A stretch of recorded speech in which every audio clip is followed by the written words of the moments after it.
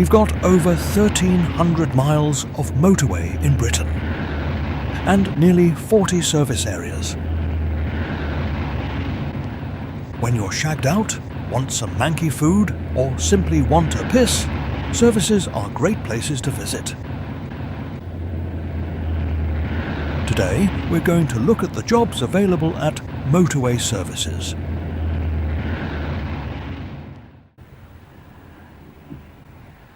This is Gordano Services on the M5.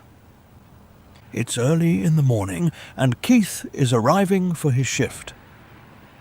He's 19, has aspirations for world domination, and his hair is by Laboratoire Garnier.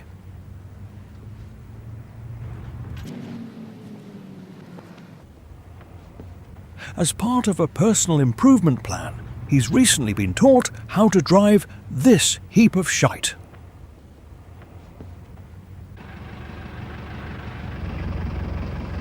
His first job is to sweep up earwigs from the curbside and generally give the road a bit of a wash. It normally takes him about 3 bloody hours, as Keith is a bit slow.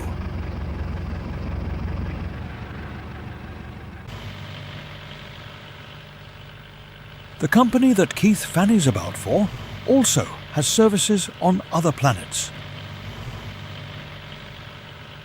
This one's on Saturn.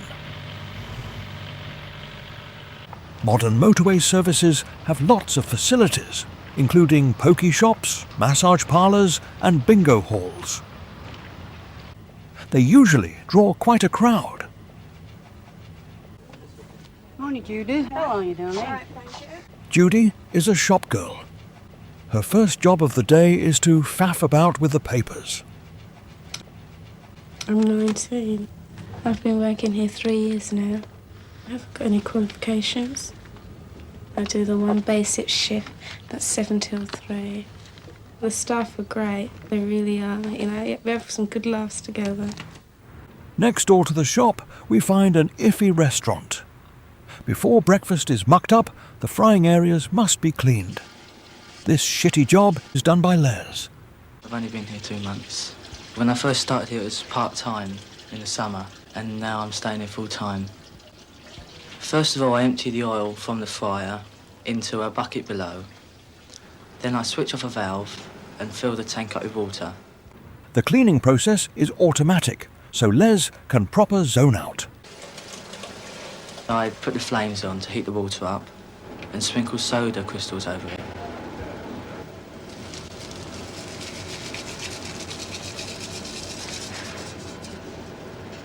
Les then drones on. While that's heating up, I take the metal plates from the wall and I put it into the soda water to clean it up. It gets rid of all the grease when the water and the soda crystals bubble. Thanks, Les. That's plenty. Before it all kicks off in the shop, Judy does a spot of stock taking. When I check the china and glassware, I take a clipboard with exactly how many of china and glass we've got of each item. Then I see how many was sold, I write that down, and if we've sold none at all, we tick that clear. And if we've sold the whole lot, we don't write nothing in that space at all. Judy has to count very carefully. Although in reality, not much of this shite actually sells, because it's shite. Meanwhile, next door, Les has now finished the cleaning and is cracking on. Once he's got into gear, Les can knock out over 3 breakfasts in half an hour without getting a sweat on. He also likes to spice them up with a bit of carpet fluff. Here's Les again. When you're preparing the breakfast, you've always got to have clean your utensils and make sure you don't break the yolk of the egg or get any eggshell in it. Fascinating. Anything else? And also not to overcook the bacon. Lovely. Thanks, Les. Les also has to make sure that the food is hygienically packed and that he doesn't dribble on it. Next door, a larger restaurant is being spruced up for the day. It's supervised by Sonia, who's a bit of a madam. Morning, Annette. Now look, you've got all this display here wrong. The first thing you have to do is to check that all the staff are here and they're all doing their jobs. Is what they're getting. So the chicken's wrong, the cheese is also wrong. Bloody And the hell. beef. Okay. My job is to maintain the standards of front of house, and the front of house is what customer sees first. What's happening about the vegetable display? Sonia doesn't take any shit. We always have to have things that are fresh out, otherwise we get complaints. Put that into it there and some more of this. We have to make the displays look presentable. It brightens up everything and makes the place look nice if you have nice displays. That's you told. Over on the other carriageway, the services has a rather unprepossessing motel. It smells of high karate, old fags and desperation. The rooms are serviced by chambermaid Steph. It takes me roughly between 20 and 25 minutes to clear a room. I just generally come in, strip the beds and make them and do everything that needs to be done. Pardon me. Some customers leave tips. We're allowed to keep the tips if we get them. Lovely. So does Steph get bored? Well, I do like contact with the customers most of the time because I'm working in the rooms, so I hardly ever see any of the customers. But besides that, there's other staff working with me, so I see them most of the time. Let's pop back to Gordano. It's mid-morning and the petrol pumps are being given a bit of a buff-up by Vince. He's been working at Gordano for a couple of years now. He's a bit of a loose cannon and is currently on a warning after headbutting a bollard when he got frustrated. He sprays the pumps using gin and tonic to get rid of stubborn toffee smears, stray earwigs and dog shit. This is Don. He's training to be the head honcho. How you doing? Not so bad, but what do you want it done in weather like this for? There's a quiet, slack period, and it gives us a chance to get the pump done. If we finish this lot off, and then we'll go into fire appliances, check them out, because we've got a tanker that's due later on. Okay.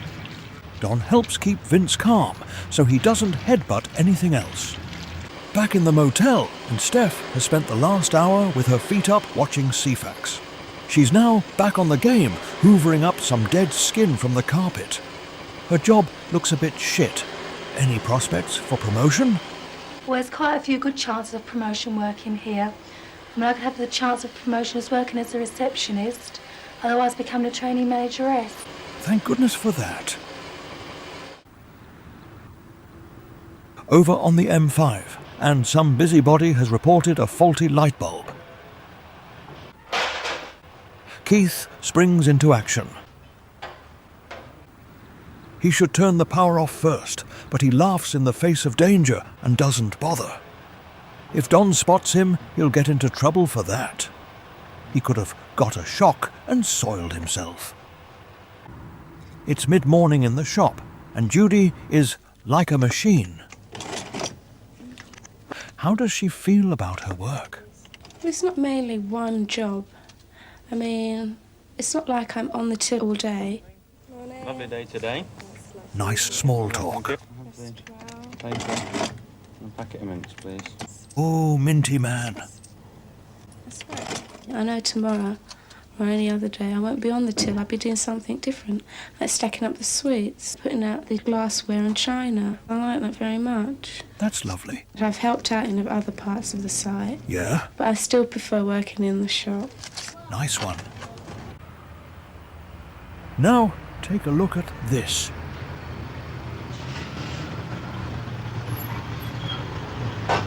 Outside on the petrol station forecourt, Vince has to deal with this dickhead. Can you please extinguish your cigarette, sir? He gives him a verbal lashing. Thank you.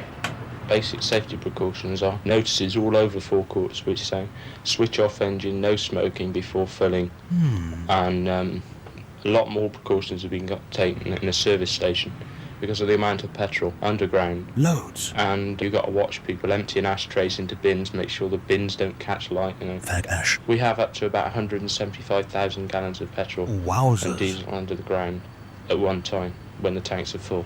This went out. The whole service station would just be a massive charcoal bed, put it that way. Good grief. There'd be nothing.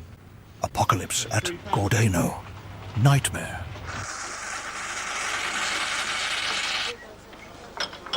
In the restaurant, Sonia and her team are struggling to cope with the crowds. Behind the scenes, and these two characters have made a ridiculous amount of sandwiches.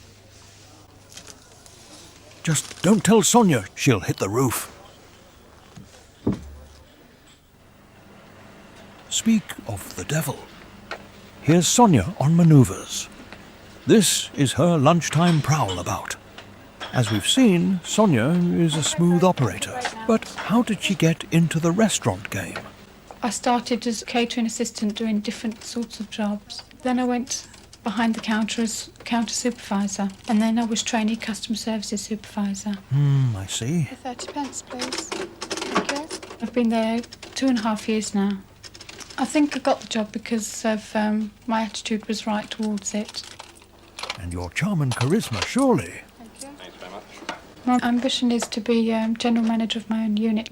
Blimey. The company has been showing staff a training video. Now you've seen that on film, I'm going to show you now. It teaches staff how to clean a table. Lift your cups first. Lift your cups first. Annette is mastering the basics. The company does train the staff well. Yeah? There's quite a lot to do. You've always got to have a clean uniform on. Although it's not that easy doing the tables, keeping clean all the time.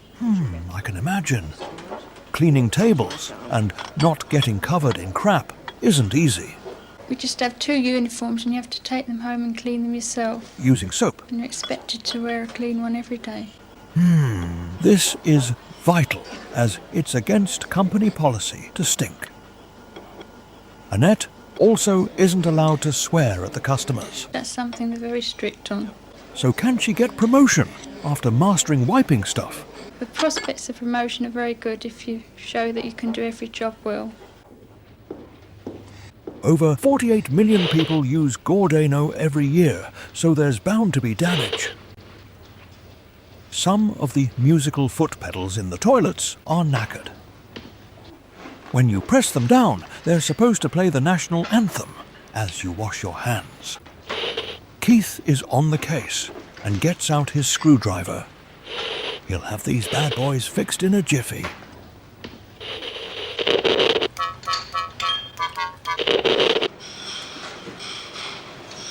It's 2 o'clock and burgers, laced with carpet fluff, are being knocked out by Les and his mates.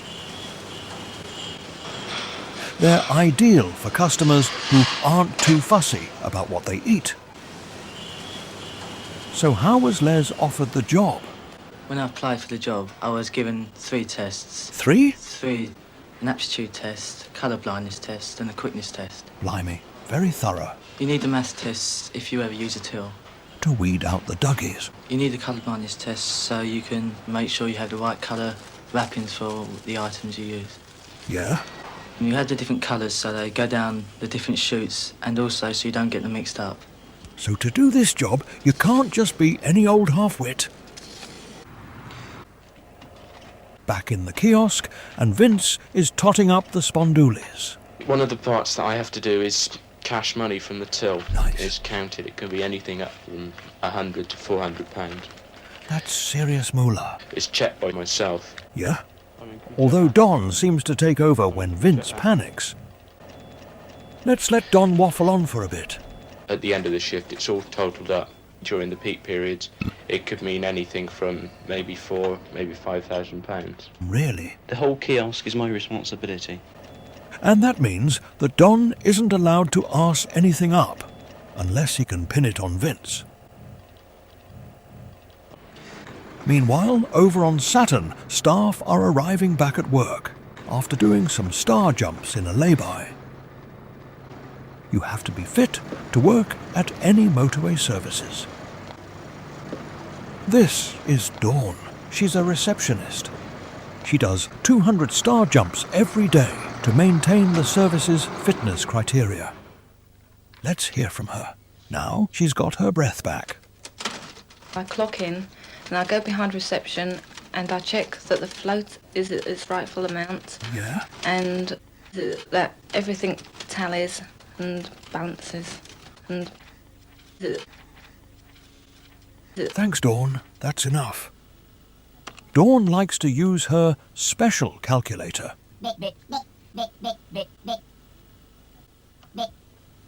Blimey. Another of Dawn's duties is organising the fundraising for the staff's annual Christmas outing to Pipshot Nuclear Bunker. So far, she's collected in over 60 quid and a Scottish pound note that she doesn't know what to do with. That should certainly buy a few shandies. Back over at the petrol station, and Don's big moment has arrived. His mate, Divvy Mick, has turned up with the petrol delivery. First, he has to climb onto the tanker without looking like a wazzock. Then, he checks that Divvy Mick has actually filled up the tanker, because he doesn't always remember. He checks the level with a dipstick. When Don's happy, Divvy Mick connects his hose to the tanker. Then Don gets back down, taking care not to fart or scuff his shoes. He pays close attention to Mick's nozzle technique. Don then gives Divvy Mick a receipt for the petrol.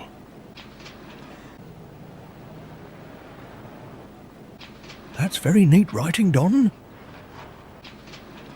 He also fills out a comments section detailing Mick's style, presentation and fashion sense. Today, Don has said he likes Mick's trousers. Now, back to Dawn. Travellers, good afternoon. We work the switchboard, which is a plug board. Telex for confirmations and things. Nice. Confirmations by writing. We have little reservation cards. And we just fill in the details, what time they're arriving, their names, how long they're staying for. Yes, and the name is Mrs. Bent, and for 3 nights. Mrs. Bent. Staying 3 nights at the services. Bloody hell. Well, at least she can have a good look round the shop. Hello. I have a reservation. Name's Holton. Dawn then deals with this bint. When I'm working on the evening shift, the busiest time is between 5 and 7 o'clock. Really? Then afterwards, it slows down a bit. It's just for the one night? That's right, yes. Okay, that's fine. You have to be very pleasant, be very helpful to the customer. Even if the guest is a bit of a prick. Although luckily for Dawn, this one seems fairly placid. Even if he has just nicked her pen. It's now just past 8 o'clock, and the guests are going to sleep, because there really is nothing else to do. Good night. Okay, thank you, Karen.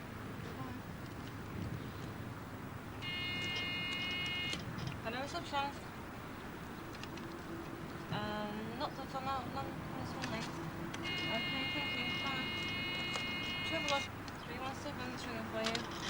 When you book in. Okay then, thank you. Bye-bye.